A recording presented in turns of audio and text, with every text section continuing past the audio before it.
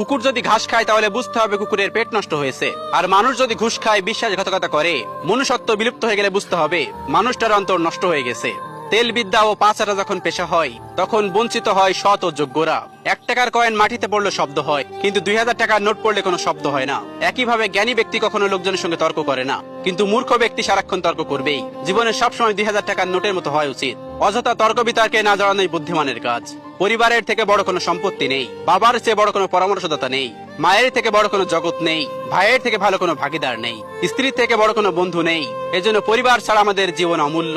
1 ফোঁটা বিষ অনেক পানি নষ্ট করতে পারে। ছোট্ট একটা পাথর একটা গ্লাস ভাঙতে পারে, আর ছোট্ট একটা মিথ্যা কথা পুরো লাইফটা নষ্ট করে দিতে পারে।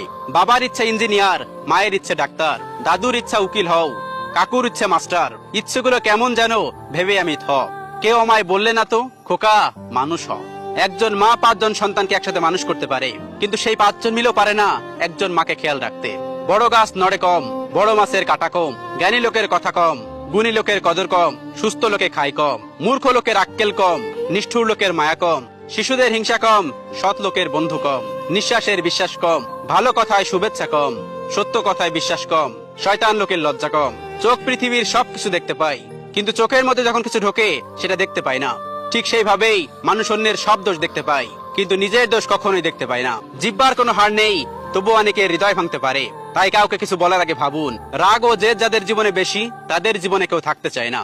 কষ্ট হলেও সত্যি, অনেকদিন পর আমিও টের পেলাম আমি কারোর প্রিয়জন নই, শুধুই প্রয়োজন। বৈশাখী ঝড়ে ভেঙে যায় ঘর, হৃদয়ে ঝড়ে কেউ হয় পর।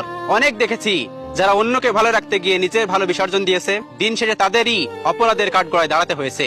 খাবার যতই দামি হোক, পচে গেলে যেমন কোনো মূল্য থাকে না, ঠিক তেমনই শিক্ষা যতই থাকুক, মনুষ্যত্ব না থাকলে সেই শিক্ষার কোনো দাম নেই। কারোর সুন্দর চেহারা দেখে মুগ্ধ হয়েও না, কারণ তাহার চরিত্র যদি ঠিক না থাকে তাহলে সুন্দর চেহারা দিয়ে কি করবে। কারোর থেকে ধার নিলে সে চাওয়ার আগেই বা নির্দিষ্ট সময়ের মধ্যেই তার টাকাটা ফেরত দেওয়ার চেষ্টা করুন।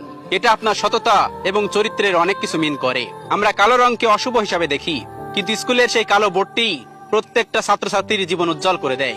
মা ও স্ত্রী দুজনকে অধিক সমান ভালোবাসা ও সম্মান দেওয়া উচিত, কারণ একজন তোমাকে এই দুনিয়াতে এনেছে, আর অন্য একজন দুনিয়ার সব আপনজন ছেড়ে তোমার কাছে এসেছে।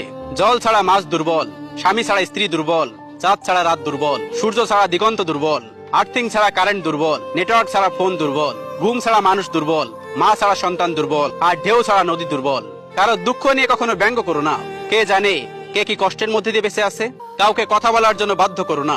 এটা মনে রাখবে, যার কাছে তুমি যতটা মূল্যবান, সে তোমাকে ঠিক ততটাই গুরুত্ব দেবে। যারা আমাকে সাহায্য করে নাই, আমি তাদের প্রতি কৃতজ্ঞ, কারণ তারা সাহায্য না করার কারণে আজ আমি নিজের কাজ নিজেই করতে শিখেছি। কেউ সাহায্য করলে তাকে ধন্যবাদ দিতে ভুলবেন না, সেটা রিক্সাওয়ালা হলেও, কারণ ধন্যবাদ দিতে পয়সা লাগে না। তুমি যখন একা থাকো, তোমার চিন্তার প্রতি সাবধান হও, এবং যখন তুমি অনেকের সাথে থাকো, তখন তোমার কথার প্রতি সাবধান হও। চরিত্র ও আয়না দুটোই পরিষ্কার রাখুন। নিজেকে সুন্দর দেখাবে।